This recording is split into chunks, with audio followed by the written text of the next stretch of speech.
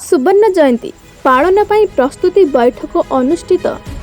नयागढ़ जिला खंडपड़ा ब्लॉक अधीनस्थ कुंभारपड़ा ग्राम पंचायत रे कुंभारपड़ा उच्च विद्यालय दीर्घ 50 वर्ष है कार्यकारी होई आसुअछि।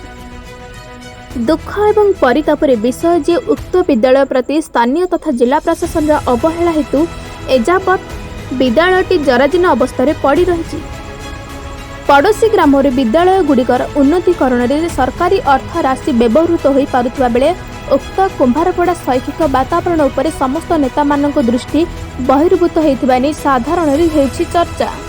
अन्यपटे उक्त विद्यालयर सुवर्ण जयंती आसंता जुलाई 12 तारिख रे हेबाकु थिबा हेतु पूर्वतन छात्र छात्री माने अंटा भिड़ी दृष्टिगोचर होइअछि।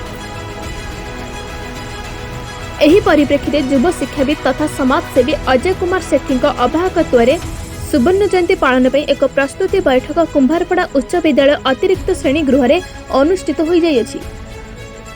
प्रधान शिक्षयित्री श्रीमती सस्मिता दलेईଙ୍କ अध्यक्षतार उक्त बैठक में सीआरसीसी उमाकांत पंडा, मो स्कूल कमिटी सभापति अखिल कुमार पंडा, नवनिर्वाचित सरपंच चिन्मय कुमार पंडा, वरिष्ठ शिक्षाविद नटवर प्रधान प्रमुख मंचासन थिले। उक्त बैठक में एक 11 जनिया कमिटी गठन कर अखिल कुमार पंडा को सभापति एवं प्रधान शिक्षयित्री सस्मिता दले को संपादक भाव चयन कर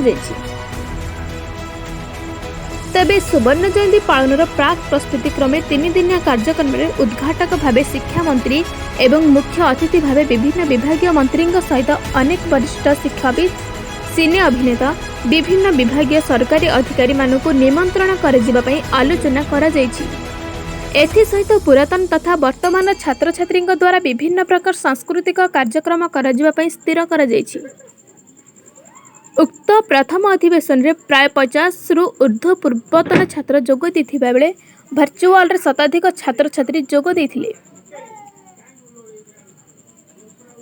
प्रदीप कुमार पंडांग रिपोर्ट, मणिभद्रा खबर। निज अंचल टेक्निक खबर उपरे नजर पकांतु।